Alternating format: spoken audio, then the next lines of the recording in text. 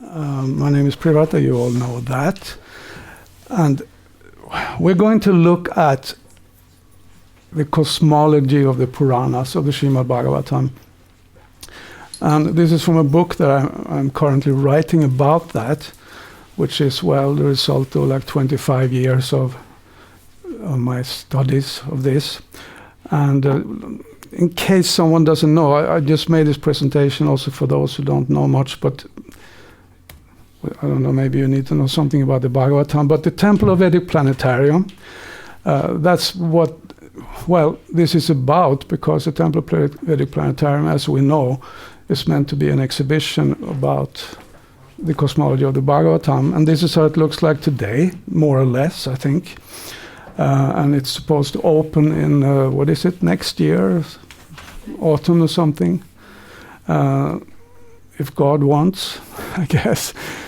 And, well, where it started, and this is also where I came into it first, 1980, then it looked like this in Mayapur.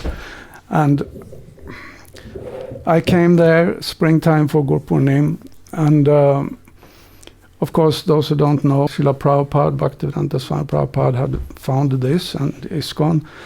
And together with his godbrother, Sridhar Swami, they had a vision for a planetarium right here that would show the cosmology of the Bhagavatam and the ancient Indian view on the cosmos. But he wanted it scientifically valid, not just as a kind of, old Indian culture in general, so that intellectuals from all over the world can come here and see that this view on the cosmos that they had back then is even better than the one we have now. So I was, just a couple of days after, there would be a presentation by these scientists from Bhaktivedanta Institute, which Prabhupada also had founded. Richard Thomson there, and the others, they're all like PhDs and physicists and mathematicians. And they were going to explain the cosmos of the Bhagavatam. So I was like, yeah, I was interested in science and how there is science in the Bhagavatam which is as good as or even better than the modern Western science. So they put up posters there of the cosmos, and they looked like this. So here we have the cosmos. It's a bubble half filled with water, and there's this disk there, which is the earthly planetary system. And in the middle, there's this mountain made of gold called Meru. And on top of that live the gods. And then the sun is going around on that outer island. There are 7 circular islands. And in the middle, he pointed, you had a scientist standing there explaining this. He pointed at one of those little mountains and said, "This is Himalaya. And this is where you are right now." So I remember standing there, wow, okay, this is the cosmos. And having, I guess, the same questions as many of us have, and since we first learned about this, and accept it on faith, so to speak. But then skip ahead 17 years, and I'm back in Mayapur, and learned then about this.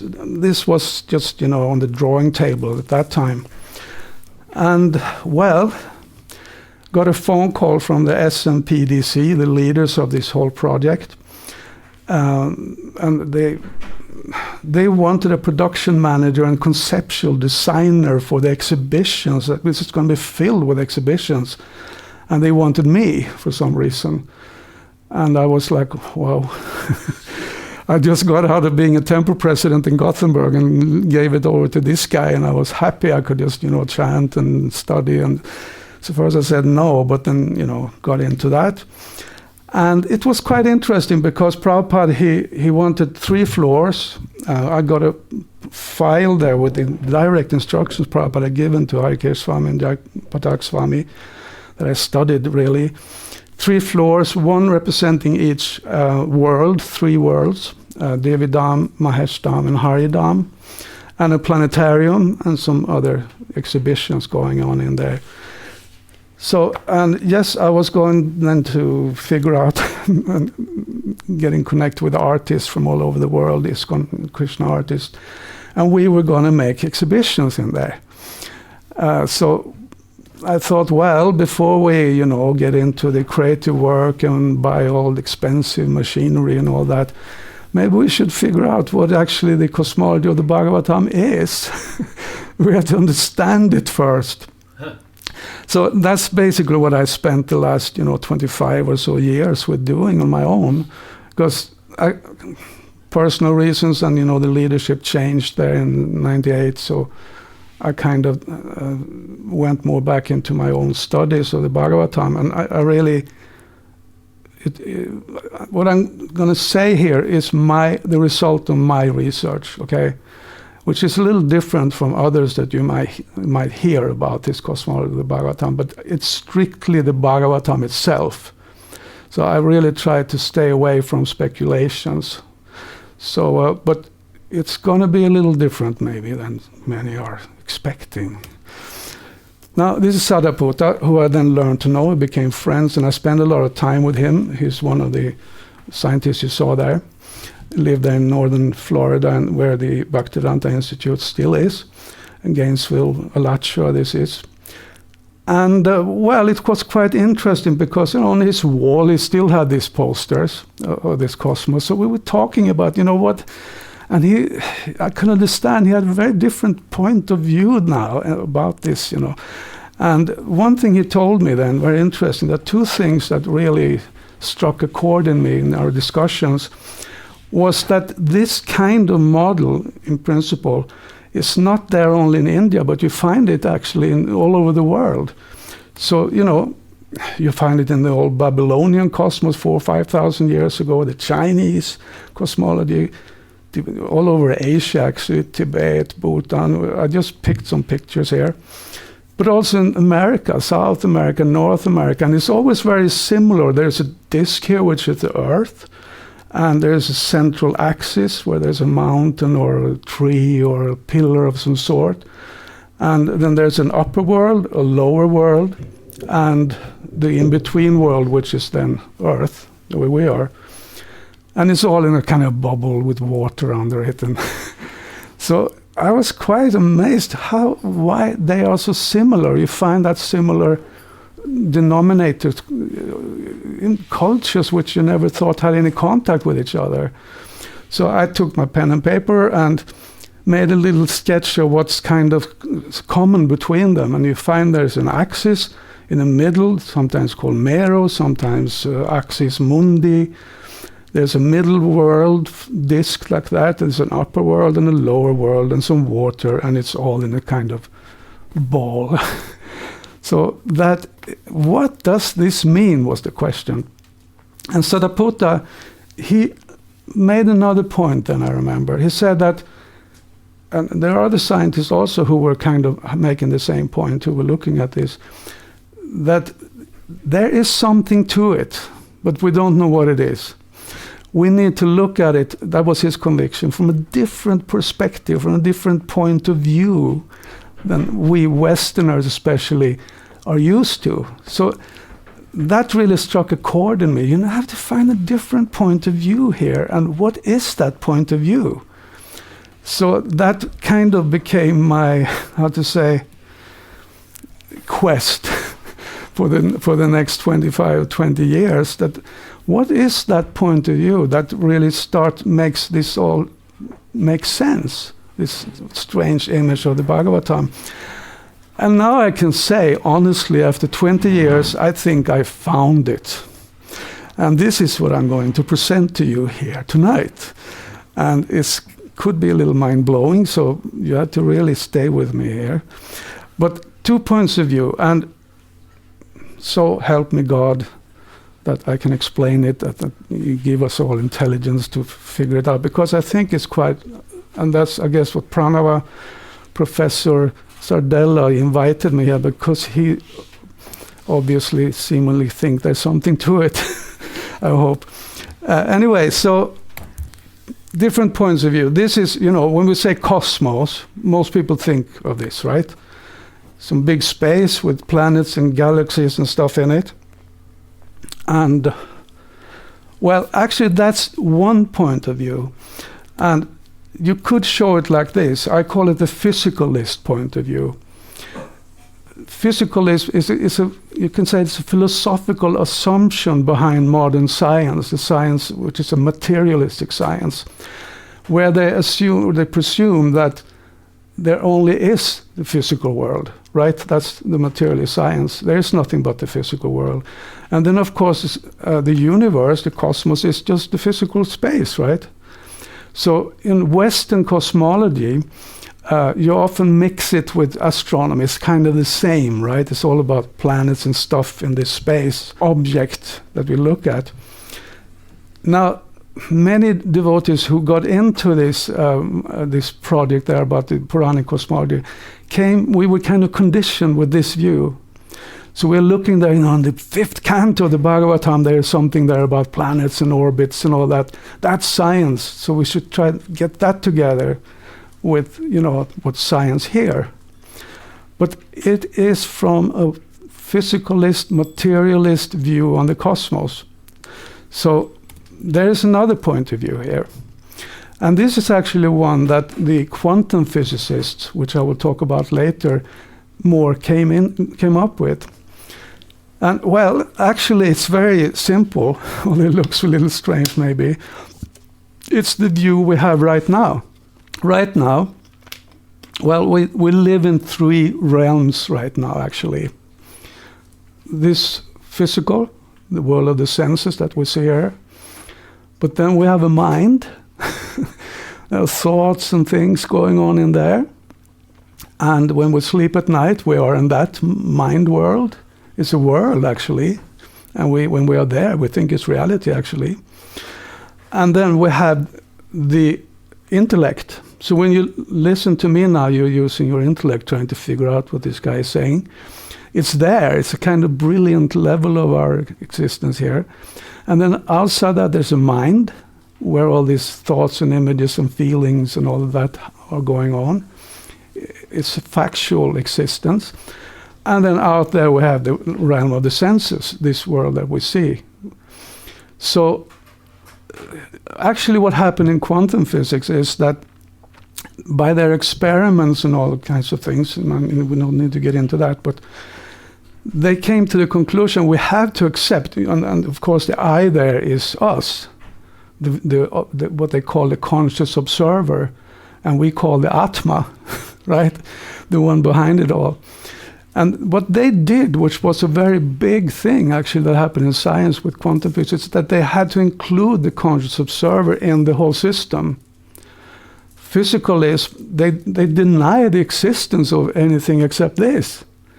But here we simply accept this as the cosmos, including the physical, the mental, and the higher levels. So when I looked at this, I thought, this might be the point of view. Because actually when you think of it, this is also how the Bhagavatam and this knowledge that we have describes things. We are the Atma, we have an intelligent buddhi, and then manasa, mind, and then indriya, the senses. So keep this in mind, because we'll get back to it. It's a little kind of inside looking out point of view. And this is an important thing that I want to make. Cosmology is not astronomy. That's what they mix up when they are in this. I think it's almost the same here in the West, right? But here, it's not astronomy, but it's cosmology. But it includes also the mind and this consciousness. And there are actually physicists, there are scientists today, there's serious discussions going on that, for instance, what's his name? Famous philosopher anyway, who said that we have to include consciousness as a fundamental of this world. We can't just pretend it's not there. So there are these things going on. So don't ask me here if the earth is flat or round or any of that, if the moon is further away than the sun or all these things. That's astronomy. There's nothing about that in the Bhagavatam. The Bhagavatam, it goes on cosmology, very high level knowledge actually.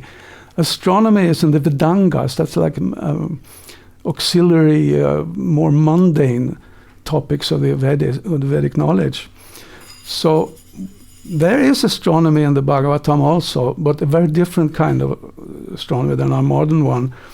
And if somebody wants, I could say something about that in the end, but then you have to ask me because there's limited time here. The cosmology of the Srimad Bhagavatam. I guess most here have read the Srimad Bhagavatam, or who has? So you're kind of familiar with Bhagavatam. Discussion with Maharaj Parikshit and Shukadeva Goswami. Maharaj Parikshit has 1 week left to live. He asks the wisest man in his country, what shall I do now with these 7 days? And what Shukadeva Goswami does, he starts actually describing the Vishvarupa, the cosmic form of God. Just like we, the soul in this body, have, this is our body, our little microcosm.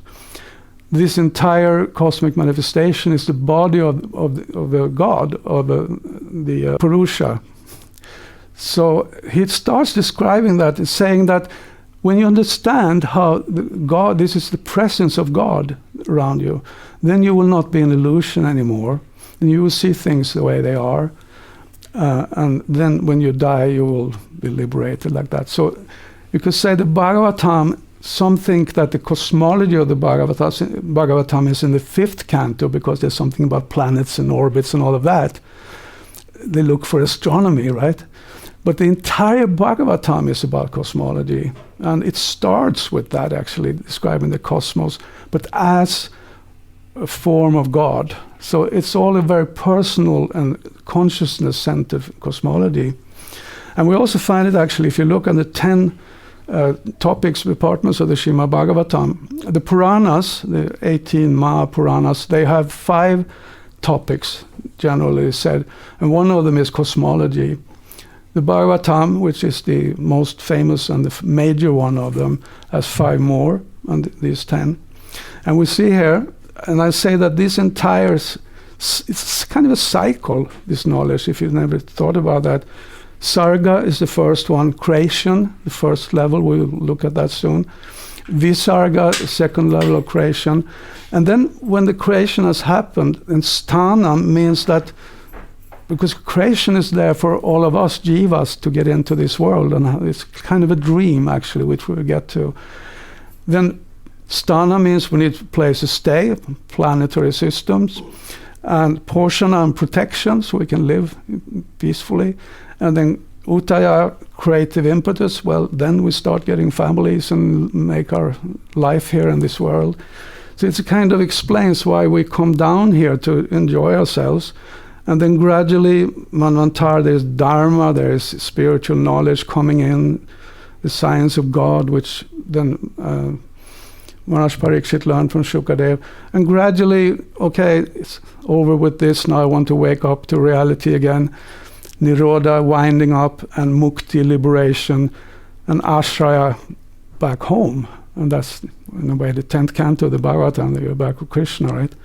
So I just want to say this entire Bhagavatam is about cosmology, but a very different one than this space and planets and some, sitting there with their calculators trying to figure out distances and all this mundane stuff. So maybe someone recognizes this.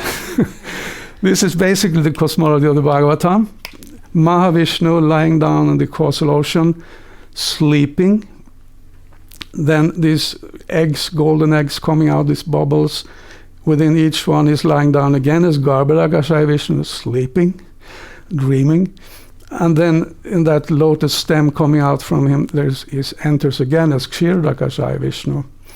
So in short, this is the entire cosmic creation according to the Bhagavatam.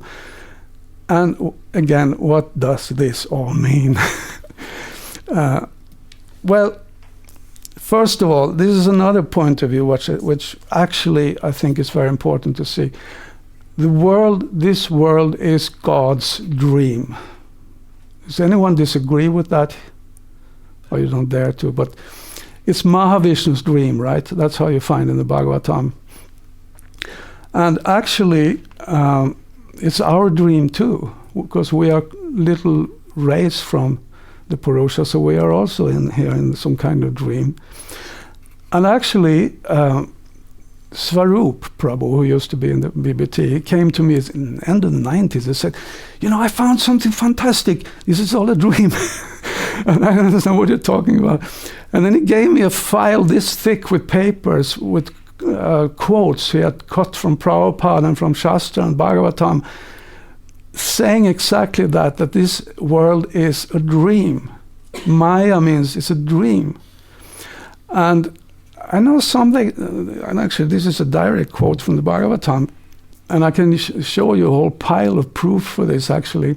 And there's a very, very important lecture that Prabhupada gave in Tokyo, 1972, 23rd of April, on the Bhagavatam 291, which Svarup and those, they managed to get a piece of it into that book that the GBC produced, because there was this controversy then, did you fall down from Vaikuntha or not? Have you heard about this? Where do we come from? How can we fall down if we are with Krishna in the spiritual world? If we fall down, and then we are fools, and are we fools in the spirit? I mean, but Prabhupada says there in that lecture, and in other places too, although disciples didn't really understand it, we never fell down from Vaikuntha. We are in Vaikuntha now, because that's our constitutional position. We just dream. We just fell into a dream. And he says this over and over again in the lecture. He said this is a very important point, because they understand that we can get out of this at a second like this by waking up. It's not that Vaikuntha is somewhere far away.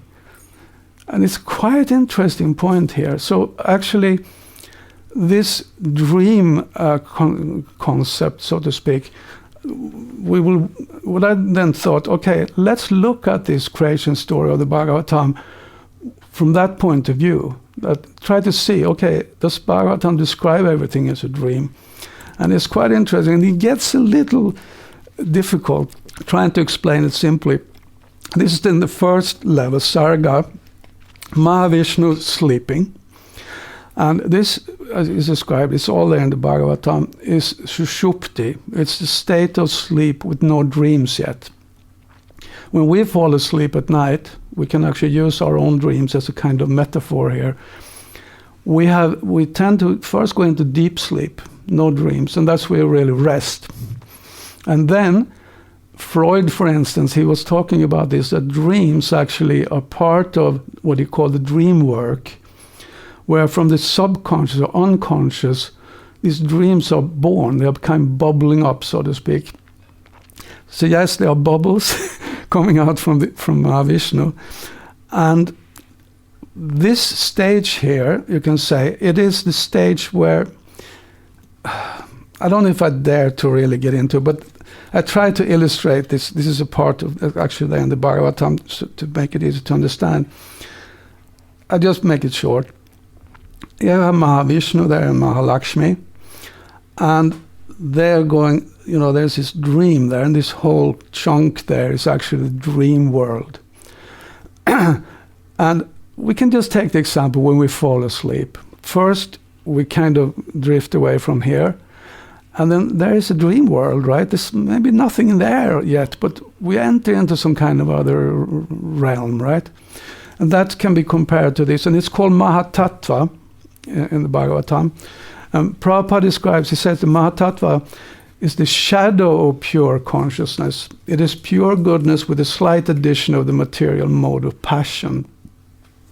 So this chunk here represents the material world, which is consciousness little bit affected with the gunas. And what are the gunas? Goodness, passion, and ignorance. They're actually like part of a creative thing. Like passion means we want to create something. Goodness, there's no need for that. So it kind of describes the creative cycle within this world. So then, when we dream, we enter into that dream, and then we have a dream persona, a character inside the dream, right?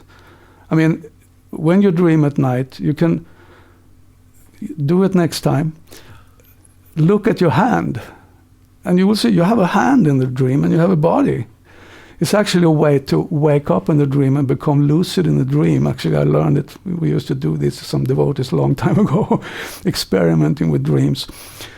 But that kind of persona we have there, that we then start acting in that dream, is of course not us. It's a false ego.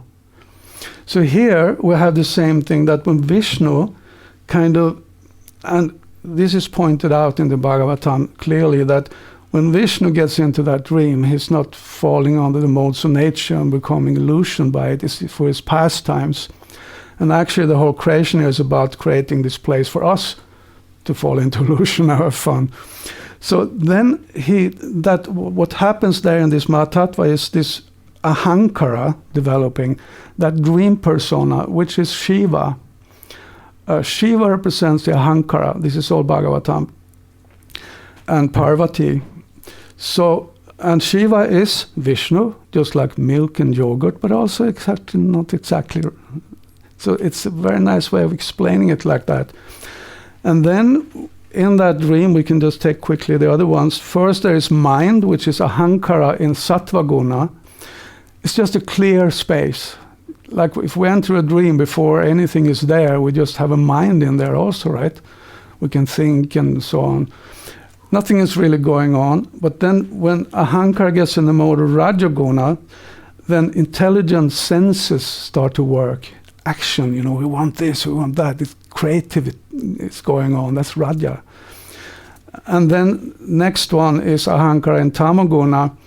And that's where the senses are of course actually belonging to us, the spiritual body, like that. But they start acting in there. And then the sense objects appear, and they are called the Mahabhutas. And the elements, 5 elements, space and air and all of those. Sometimes we see them as physical, some kind of substances or something like that. But actually in the Bhagavatam it's described differently. That the sense of hearing, the ether is actually coming from the sense of hearing. So when the sense of hearing enters into this dream world, then that object of it, sound, appears, and so on.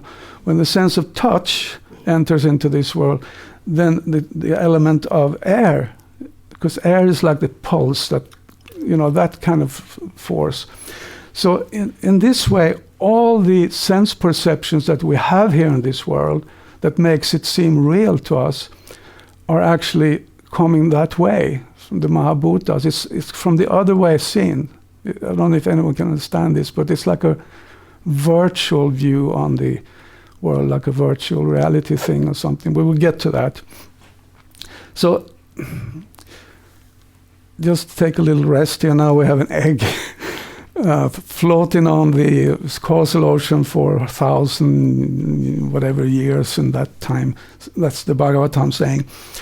Now an egg is an interesting, because an egg represents fertility and embryonic stage like that.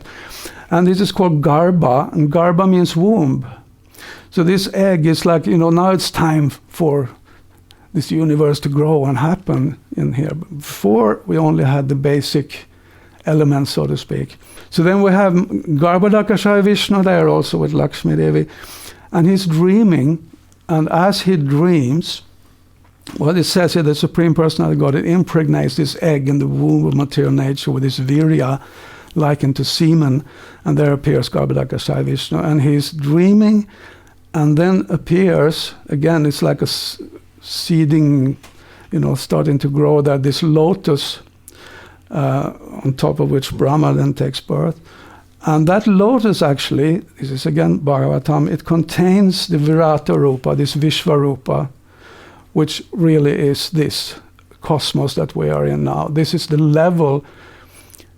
You could see it like this, that Garbhodakashaya Vishnu dreams, and then Vishvarupa appears, and then he enters into that as Kshirodakashaya Vishnu, again ruling that realm. And then Brahma appears there on top of the lotus. It's like entering into that dream. When we dream at night, there's a dream there, but then, whoops, we are sucked into it and we think, no, I'm in it and it's for real. And that's where we are now. We're kind of, otherwise it wouldn't be fun if we thought this is just a stupid dream, right? We want to have it to be real. And there are interesting stories in different cultures about a god who creates a world and then wakes up inside it. So, and this is pretty much Brahma's role or something like that. So it's kind of, or actually our role. So I don't know if anyone can follow, but here we are. Kshirodakashayi Vishnu enters into the Vishvarupa, and he's then in the heart of every living being, and also, we recognize this one, into every atom, thus nourishing and upholding this entire Vishva. And that is then what Shukadev spoke to Maharaj Parikshit about. This you should understand, the presence of God here now. So, yeah, and then you got Brahma, the firstborn. He wakes up in the lotus and he populates the worlds with different life forms according to gunas. That whole story is given in the Bhagavatam, I think the 3rd canto or so, or 4th. So that is basically the creation story of the Bhagavatam, very, very much in a nutshell. So I just tried to take all these descriptions from the Bhagavatam and put them together into some kind of image. I don't have no idea if anyone can follow, but I'll just take it quickly here. You have this macrocosmic and the microcosmic point here of view. Macrocosm means Vishnu Tattva, that's God, whose body this entire world is. Macrocosmic is the Jiva, it's us, who are little rays from God, right? So God sleeps. This is going on in Turiya, it's in reality, Vaikuntha, the real world. Sleep can go on there also, obviously, otherwise how could God sleep? And we can also sleep. But sleep there is not, as far as I understand, and it's not like this ignorant thing that it is here, but it's more creative. You can imagine anything and make it come true like that. And then when God is sleeping, Narayan there, when he takes the form of Mahavishnu there, Karanodakashayi Vishnu, in that state of Sushupti, and we also there in his body like that. And then it goes on. And you see, there's a macro and microcosmic correspondence here. So the next level, Garbhodakashayi Vishnu, as we spoke about, the dreaming up of the worlds that then will become the cosmos. And then that lotus there coming down, and that is the Vishvarupa with 7 lokas, waking up in the dream, you could say. And then this whole cosmic manifestation is finally as concrete as it seems here. It looks very real, right? But we are also going down into that, and we live there in some of those lokas, but we have those same 7 in us in form of the chakras.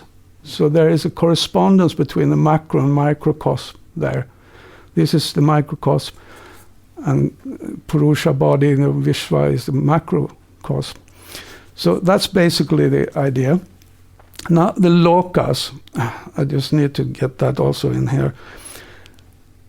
Sometimes we thought lokas mean planet or something, but actually it comes from, it's related to the Latin word locus, or location. So it means a realm for those of a certain mode of nature. So here are those, with kind of passion, Rajaguna people, we take birth in this world. Sattva guna, then you are up in Svarga, heaven or something like that.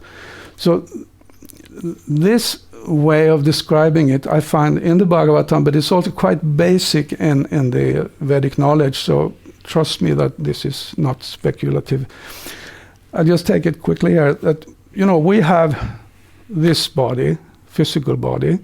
It's called Stula Sharira in Sanskrit.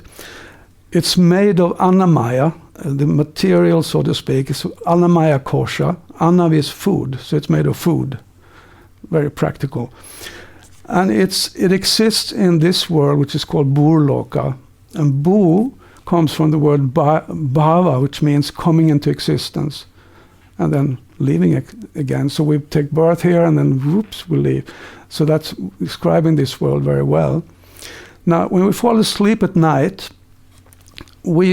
our senses, so to speak, we pull out of these. We're not looking through these senses anymore. We pull out of that and we go into the dream world. And then we are in our subtle body, which is called Sukshma Sarira, which is made of two, Pranamaya Kosha and Manamaya Kosha. I hope you're still with me somewhere. I've been really pumping a lot of things at once here, but I find it interesting. Pranamaya Kosha is the energy body, prana, the pranic body, the chi body in China.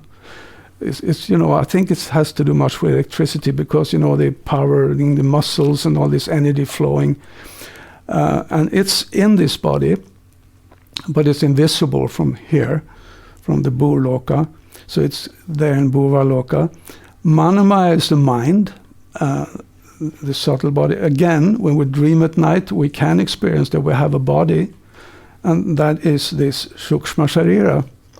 So when we die, what happens if I would leave this body now and die, I'm pulled out of Bhurloka level, out of this Stula Sharira, I'm in my Sukshma Sharira, and Bhuvaloka is also divided into two, Pretaloka and Pitriloka.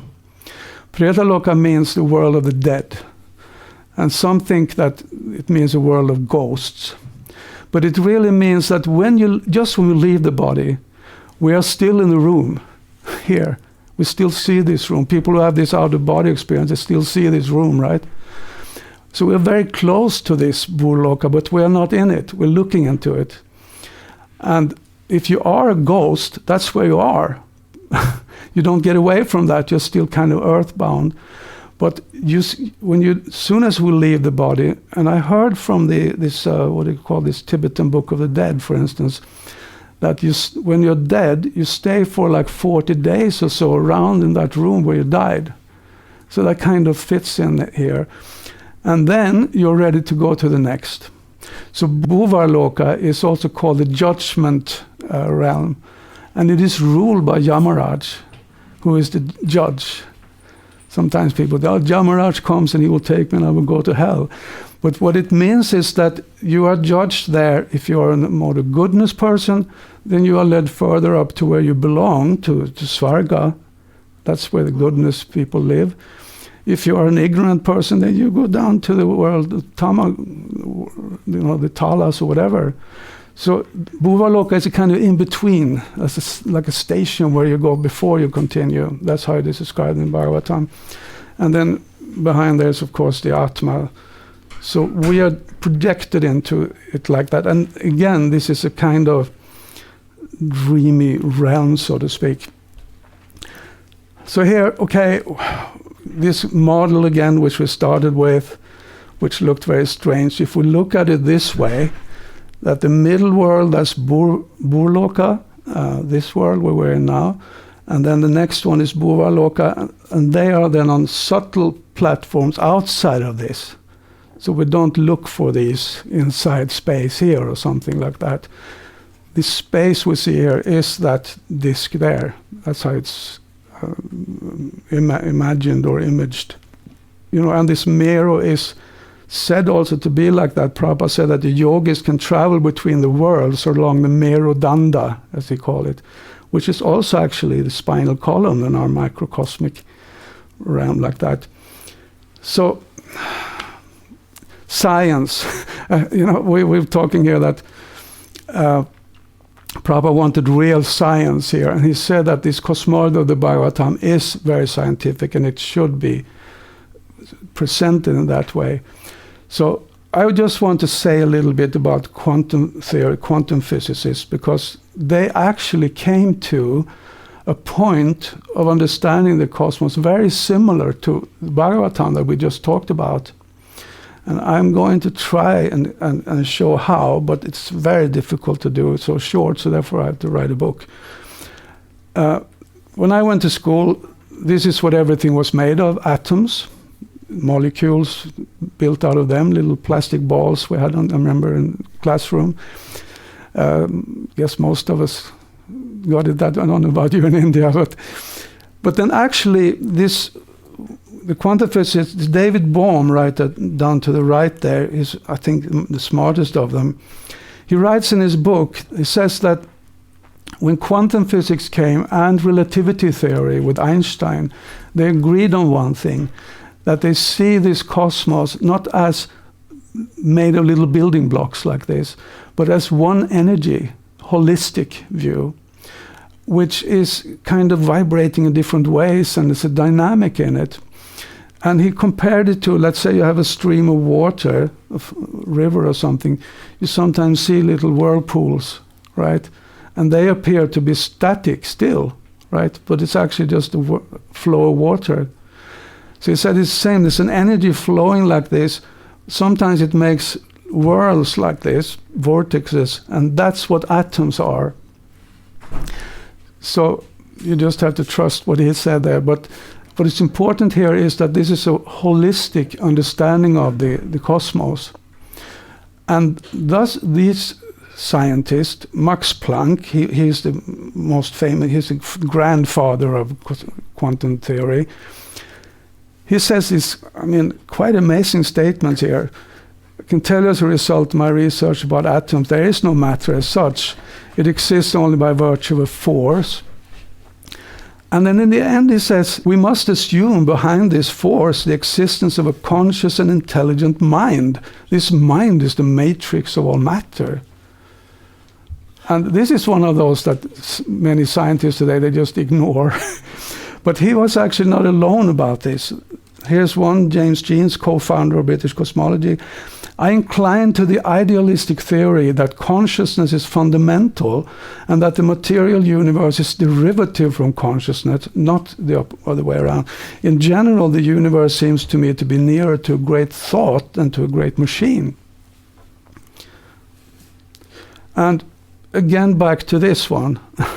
That's why I say that these men started seeing it that way. Because here, what is actually going on, those of you who came here, you don't know what this means actually how we see things. The red eye there is Atma, that's us, the conscious observer, as it's called in quantum physics. And then we have, the level of the intellect, the mind, and the senses. So the quantum physicists said that all this is part of the system which we then call the cosmos. So they moved over the fundamental part of the cosmos from this space of matter to the actual conscious observer, who they started to see more and more fundamental. And this is a big shift that happened. And this view here, which is called, this is actually the idealistic view. And in philosophy, there are two main philosophies. The materialist philosophy, which is what we much have dominating the Western science, and idealist philosophy, like Plato and those philosophers, which says, I'm looking at Wikipedia here, idealism, it means the perspective that reality is equivalent to mind, spirit, or consciousness. So you can say it's a philosophy behind religions and the most common and dominating philosophy historically. And still today, only 10% of the people I read believe that we don't live after death, that we are just a body. So it's still quite dominant, but of course many people, they don't think of it that way.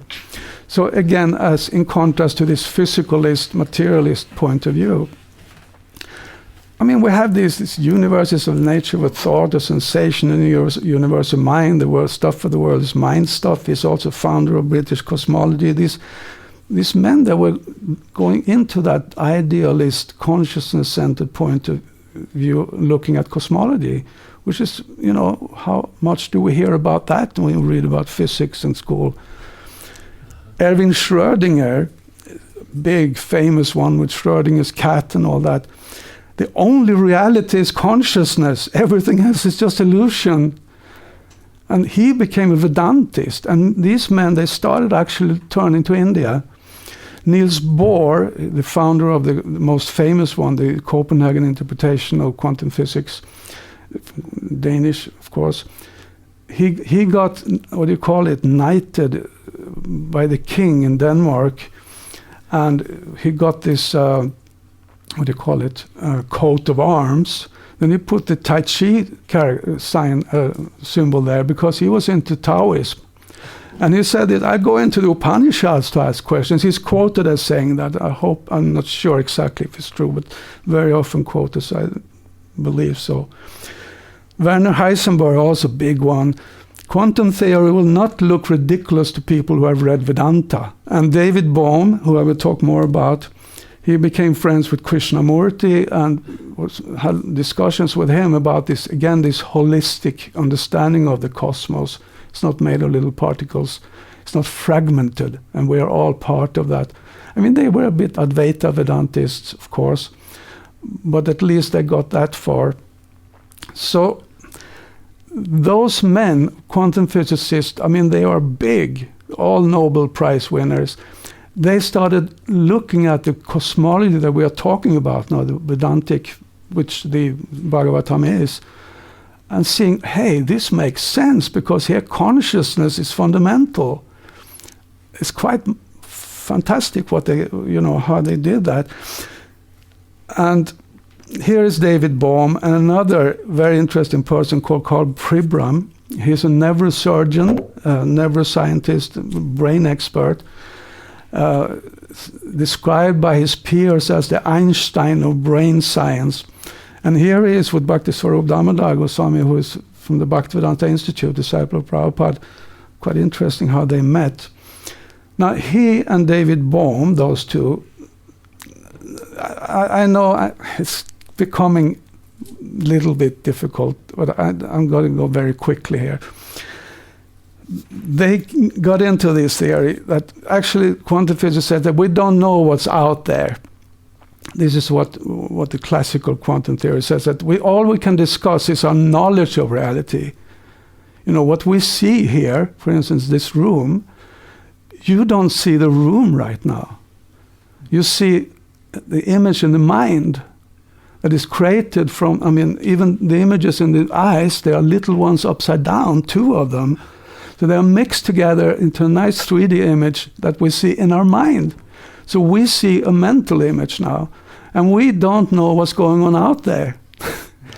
So therefore, quantum physics, they stopped there and said, we only know our knowledge about reality. And Bohm was not satisfied with that because he thought, what do you mean? We have to also try to understand what the actual reality is out there. So he came up with, again, this I said about, atoms and all that being an energy, waves and all that. The light in this room, for instance, that makes us see, you can describe it as a light field. It's like all the waves coming from all the light sources, they're bouncing around here, mixing into a kind of interference pattern, very much like a hologram, actually, and that's why David Bohm called this the holonomic or holographic theory about it. And then Carl Pribram, he found that in the brain, the information that goes in there that we actually are looking at now is in the brain. Where is that image in the brain? Often they think that it's there in the little brain cells, but he could show that no, they can't be there, because if one part of the brain gets damaged, then another part takes over. They call it neuroplasticity, I think it's called. So he wondered, why is this? And he came to that conclusion that the image is there in the field. There's an electromagnetic field around the brain. We can measure it with EEG. In a kind of also similar way as here, it's stored as a kind of information structure in a pattern of waves. So they were working on this. Now, what this means here, if you look at it, you see someone is looking at someone out there, but the image is there. Out there, we don't really know what it is. There's some kind of energy there. Frequencies, of course, we know this is electromagnetic light coming, and the sound waves, same thing. It's just waves coming in. Images in there. And therefore, they got into this more of a virtual understanding of the world. That's what quantum physics came into. And if you don't know what that means, and I'm back to this one again, I'm calling it the virtual cosmos. It means that what you see out there is actually in the mind, and what's out there you don't know. So it's all, so virtual means something that is, you could say, in our consciousness. And I'm just going to get in this little funny ending to this because it's pretty interesting. In school I learned a real image.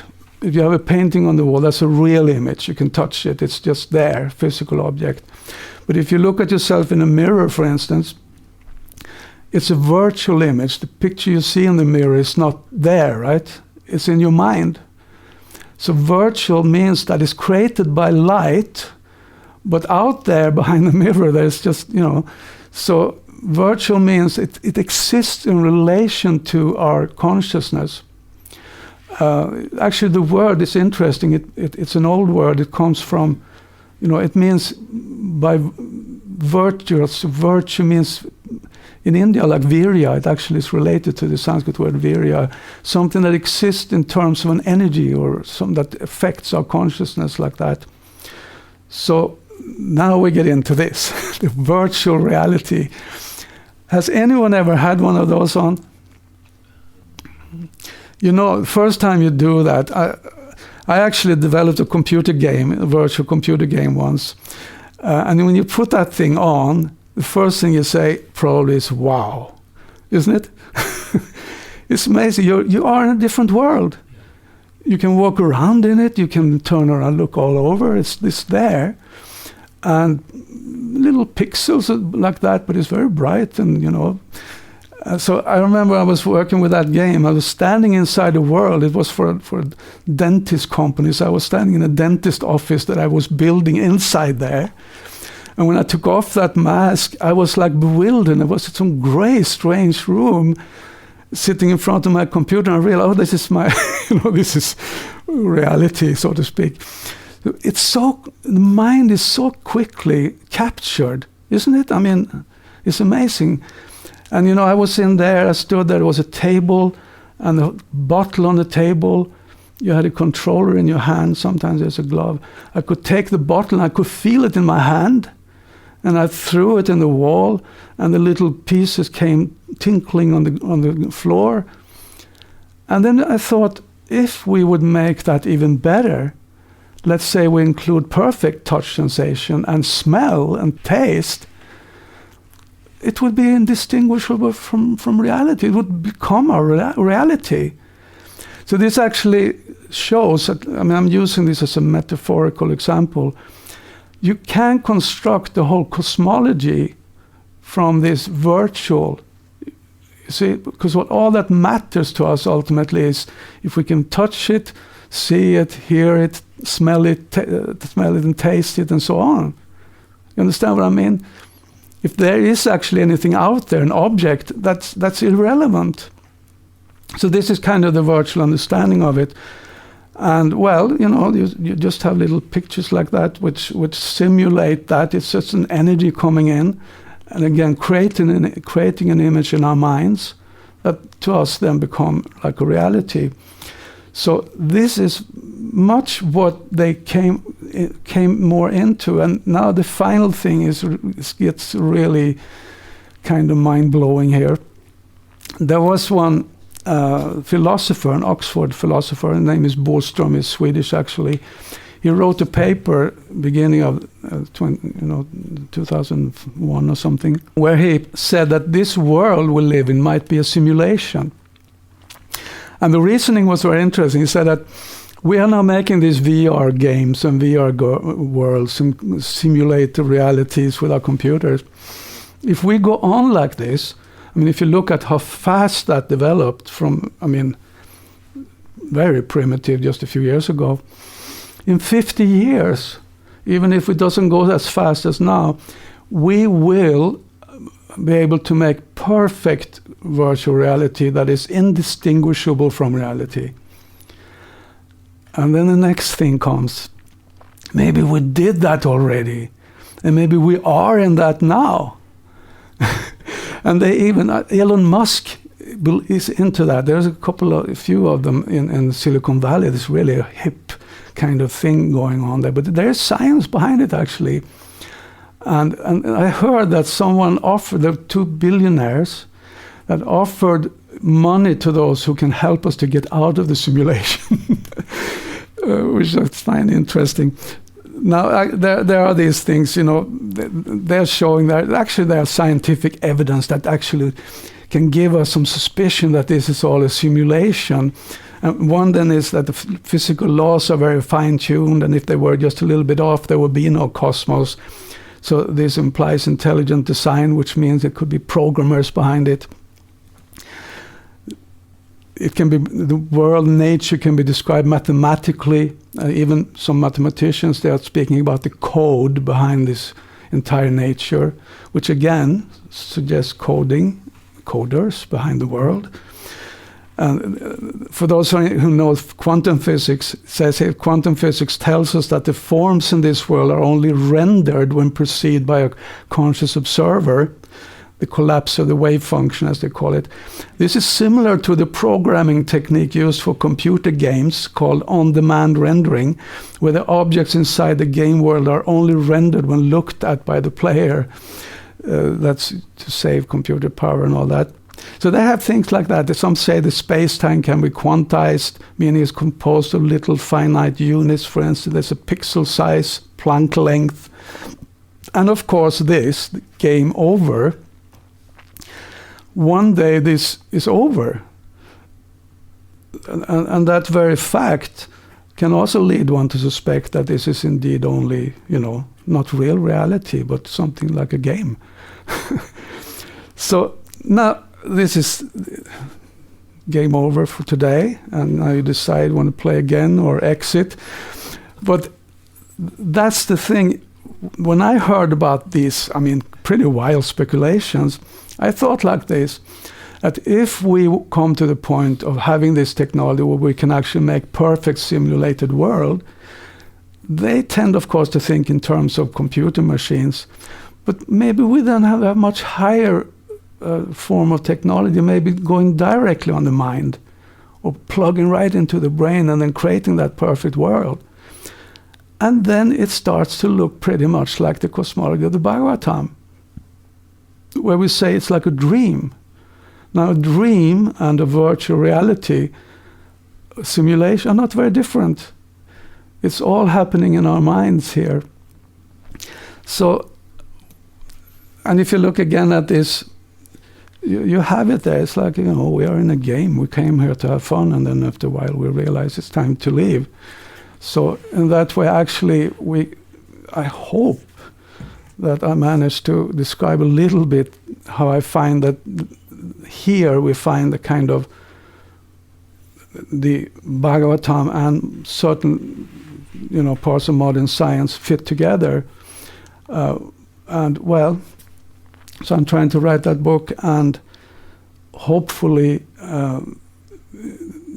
something along this line could be useful for the exhibitions there in Mayapur, because again, Prabhupada didn't want just some Hindu folklore things there. He wanted real science, actually. And I don't know, I think that somewhere along, I'm not saying I've found the truth or anything, I'm just reporting my work here, and this is up to others smarter than me to continue whether this is right or wrong, but this is a theory, and it's basically my book.